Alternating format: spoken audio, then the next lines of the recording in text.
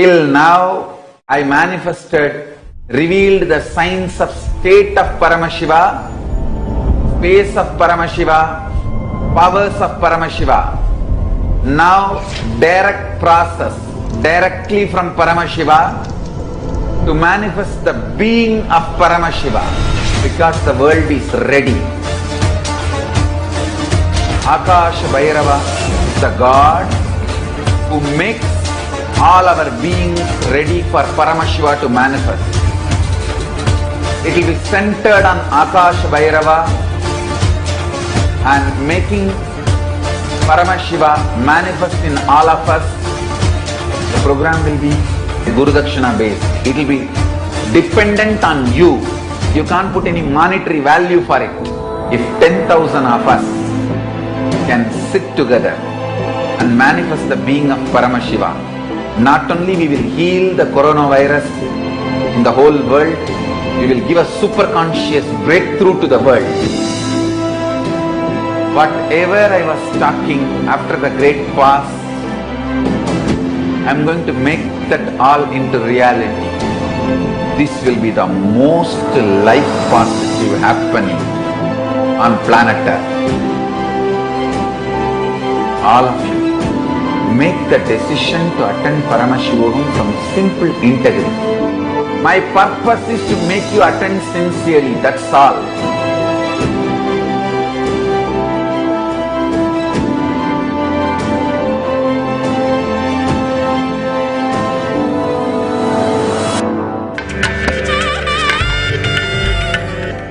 Meenakshi Jain remarked on the historical greatness of Hindu women as leaders, as their unparalleled humility and intelligence were historically revered widely around the world. For example, there is this Italian nobleman, Petra della Vella. He comes to India in the medieval period, in the 16th century. He finds the matrilineal system and women in positions of power. This is a dimension of a ruler that he is not familiar with. And the first impression is one of total shock,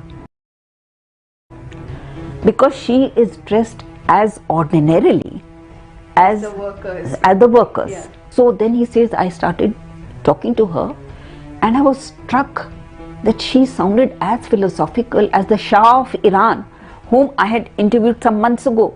So he says this was a new experience for me, that a woman hands-on the job, dressed as her average subjects or the people who are working for her, but in tune with the fundamentals of this culture and civilization. So what they write about, that the ideas that sustain this culture and civilization, they had percolated to a lower strata of society. It's not that the ideas were limited to the top layer. Everyone was familiar with the philosophy, the underlying themes of this civilization, which was what was very startling. Bhagavan Nithyananda has announced a new online program from Sri Kailasa, the world's only Hindu nation. It is a rare offering not seen for some time. Registration and inquiries can be found at nithyanandahinduuniversity.org/daily-satsang for the offering in full-day sessions. While Hindus are often regarded as a nominal majority in India, they are in no way a functional majority. The extent to which anti-Hindu forces are organized against Hindus in India, whether it be conversionists, militant missionaries, anti-guru neo-Hindus, or even media, courts and police, Hindus in no way enjoy a national system that preserves and protects traditional, religious, Shastra-based Hindu life.